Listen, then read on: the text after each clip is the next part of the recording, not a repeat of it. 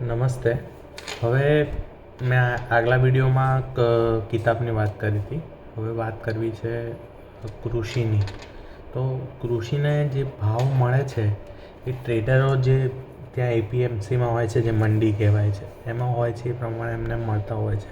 પણ જો એ જ વસ્તુ પ્રાઇવેટાઇઝેશન થઈ જાય, કૃષિ આંદોલન થયું એ બધા ટ્રેડરો થ્રુ જ થયું છે. ટ્રેડરોએ પૈસા રોક્યા અને કૃષિઓએ દોડ્યા, એમાં મર્યા ગયા ને કશું એમને મળ્યું નહીં. પણ જો કૃષિ અને પ્રાઇવેટાઇઝેશન થાય, એનું અમૂલ જેવું થાય, મંડી અમૂલ જેવી સહકારી ક્ષેત્રે એ સહકાર દ્વારા ચાલી રહ્યું છે પ્રાઇવેટાઇઝેશન, અને ગવર્મેન્ટ ઓફિશિયલ્સ બંને દ્વારા ચાલી રહ્યું છે. તો એ વધારે ડેવલપ થાય. કાં તો બનાસ ડેરીની જેમ સહકારી ચૂંટણી થાય અને તમે જ નક્કી કરો કે કઈ કંપની તમારે જોઈએ છે પ્રાઇવેટાઇઝેશનમાં. એવું બી કરી શકાય. ઇલેક્શન થાય, ધારો કે તમે કૃષિ છો, તમારી જોડે એનું ઓફિશિયલ લાઇસન્સ હોય કે ભાઈ હું ખેડૂત છું, તો ખેડૂતને મળે એનો લાઇસન્સને એના પર આધારે જેમ ચૂંટણી કાર્ડ હોય છે એમ ખેડૂત કાર્ડ હોય અને ચૂંટણી થાય. અને ધારો કે અદાણી, અંબાણી, ટાટા, HCL, ઇન્ફોસિસ, XYZ કોઈ બી કંપની, વિપ્રો, કોઈ બી કંપની એમાં દાખલ કરે કે ભાઈ ના અમે જોડાઈશું આમાં, તો 5 વર્ષ માટે કે 10 વર્ષ માટે એ જ કંપની તમારા માટે બધું કામ કરે. અને પછી પાછું ફરી ઇલેક્શન થાય દર 5 વર્ષે, અને પાછું તમારે એમાં વોટિંગ આપવાનું. અને ધારો કે કંપનીએ સારું કામ કર્યું તો બધા ઓફર્સ કરી શકે કે ભાઈ દર વખતે દરેક જણ વાયદા જેમ ચૂંટણીમાં કરે છે એમ આમાં પણ કરી શકે.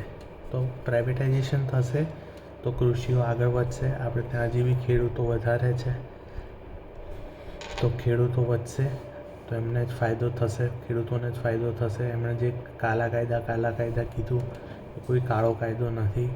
એમને પ્રાઇવેટાઇઝેશન જો કરશો તો જ ફાયદો થશે કૃષિને, બાકી નહીં થાય. ટ્રેડર્સ માટે થઈને તમે તમારું પોતાનું ગુમાવવાનું ના કરો, એ મૂર્ખતા છે. એટલે એ કરી શકાય. પછી એની એપ્લિકેશન બનાવાય, જેમાં બધા જ વિડીયો હોય કે તમારે ગ્રીન હાઉસ બનાવીને કરવું છે, પછી શેડ બનાવીને કરવું છે ખેતી, કયા સાધનો અમેરિકામાં વપરાય છે, ચાઇનામાં વપરાય છે. ચાઇનામાં ઘણા યુટ્યુબ શોર્ટ્સમાં બતાવે છે કે આ પ્રકારનું એમણે ડેવલપ કર્યું છે લોકલમાં, અને એ પછી એ પ્રકારના શોર્ટ્સ એમને જોવા મળે એમાં એ એપ્લિકેશન્સમાં. ને એ બધું શોર્ટકટ્સ બનાવેલા બને ને તો એમને એ વસ્તુ ઉપયોગી થઈ શકે ખેડૂતને કામ કરવામાં. તો આ બધી વસ્તુઓ આપણે ડેવલપ કરી શકીએ. એમને બધા જ એજ્યુકેશનલ વિડીયોઝ એમાં મળી રહે કે શું કરવું જોઈએ, શું નહીં, ક્યારે આ પાક લેવો જોઈએ, ક્યારે આ પાક લેવો જોઈએ, આ પાકમાંથી શું ધ્યાન રાખવાનું, કે વાડ કઈ રીતે બાંધવાની, એટલે બધું નોલેજ હોય એમાં A to Z. અને એ બી લોકલ લેંગ્વેજમાં.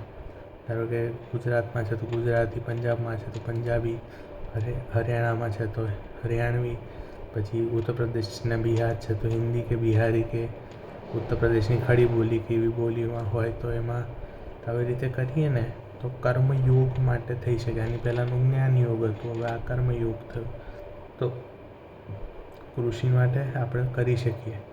અને બીજું કે અમૂલ જેવું સહકારી ધોરણે થયું, બનાસ ડેરી પણ બધી બેઝિકલી છે તો સહકારી ધોરણે જ ચાલતું, પણ સહકારી ધોરણે ચાલશે તો જલ્દી ડેવલપ થશે કૃષિઓ અને જલ્દી રિઝલ્ટ મળશે. આ પ્રાઇવેટાઇઝેશન હું ટોટલ નથી કહેતો, પણ સહકારી ધોરણે તો કરી જ શકાય, જેનાથી વચ્ચેથી નીકળે અને કૃષિને ફાયદો થાય. આપણે કૃષિ વધારે છે અને ટ્રેડર ઓછા છે. તો ટ્રેડરને જ ફાયદો પહોંચાડવા માટે કરવું હોય તો પછી કોઈ મતલબ નથી તમારે કૃષિ કરવાનો, કેમ કે એ તમને તકલીફ જ પહોંચાડશે. ગમે ત્યારે ભાવ ઘટાડી દે, ગમે ત્યારે ભાવ વધારી દે. અને જે મોટા કૃષિઓ છે કે ખેડૂતો છે એમને જ ફાયદો પહોંચાડવા ભાવ લગાવવામાં આવે છે, અને એ લોકો ખરીદે પછી એમાંથી કમિશન એમને ટ્રેડરને આપી દે કે લે ભાઈ તારા આટલા મારે તો આવી ગયા, હવે આમાંથી થોડાક તને હું આપી દઉં. એટલે મોટા ખેડૂતો અને ટ્રેડર્સ આ જ કમાય છે, નાના ખેડૂતોને કશું જ નથી મળતું. એટલે જે નાના ખેડૂતો છે એટલે એમને સમજવું પડશે કે જે એમને ઇન્ફ્લુઅન્સ કરે છે કે આ ના થવું જોઈએ, આ ના થવું જોઈએ, આ ના થવું જોઈએ, અને સરકાર વિરુદ્ધ ગયા હતા એવું ભૂલ ના કરે. પ્લીઝ મારી રિક્વેસ્ટ છે. Thank you. અને આપણે આગળ વધીએ અને ફરીથી કૃષિ કાનૂન લાવીએ એવું બને તો સારું. નમસ્તે.